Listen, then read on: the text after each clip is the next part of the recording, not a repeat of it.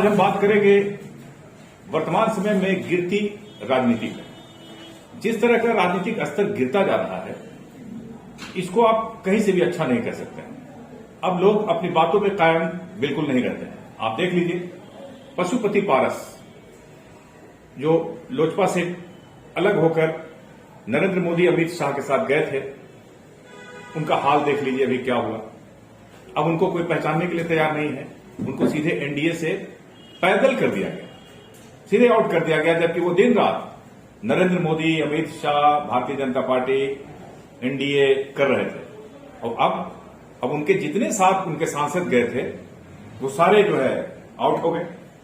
दूसरी चीज, चिराग पासवान कल तक ये कह रहे थे कि नीतीश कुमार से मेरा विरोध रहेगा, ये रहेगा, वो रहेगा। आज वो कह रहे हैं कि बड़े उद्देश्यों के लिए छोटी चीज को भूल जाना चाहिए। इसका मतलब आप कल छोटी बात कर रहे थे और आज आप बड़ी बात कर रहे हैं।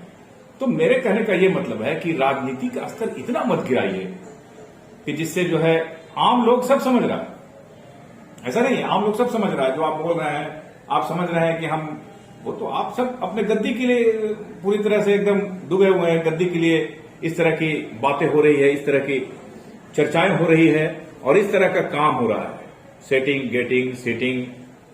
लेकिन इस क्षेत्र में, राजनीति के क्षेत्र में जिस तरह से राजनीति का स्तर गिर रहा है, आने वाले भविष्य में विश्वास नहीं रहेगा लोगों को। इतना तो आप मान लीजिए। जिस तरह से विश्वास तो पहले ही खत्म हो चुका है, क्योंकि आप सुनते होंगे आम पब्लिक में नेताओं के प्रति लोगों की क्या भावना है और क्या बोलते हैं। कभी आप मोहल्ले और गलियों में चलकर देखिए तो नेताओं के प्रति लोगों की क्या भावना है, वो पूरी तरह से बताते हैं। लेकिन जो ये स्तर है, ये और स्तर को गिरा रहा है। आप बोलते हैं तो सोच समझकर बोलिए, जो आप करते हैं सोच समझकर कीजिए, नहीं तो वो दिन दूर नहीं जब राजनीति को गलीज के नाम से जाना जाएगा। अब राजनीति को लोग गलीज कहेंगे। पहले तो था कि राजनीति में भविष्य बनाना है, ये करना, लेकिन उसमें अब हो गया कि आप कितना झूठ बोलते हैं, कितना मतलबी है, कितना आप वक्त के याद हैं। अगर आप में ये सब खूबी है तो आप एक बेहतरीन राजनीतिज्ञ हैं। और यही देखने को अभी के समय में मिल रहा है। बीते दिनों जो राजनीतिक घटनाक्रम हुई, इसमें हमें यही देखने को मिला कि यहां कोई किसी का नहीं है।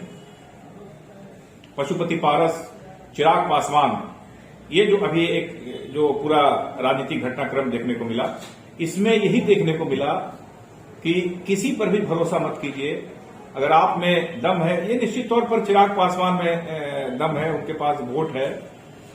लेकिन जिस तरह की वो बात कर रहे थे कि मैं नीतीश कुमार का विरोध करूंगा, और आजकल का स्टेटमेंट ही बदल गया कि अब मैं बड़े उद्देश्यों के लिए।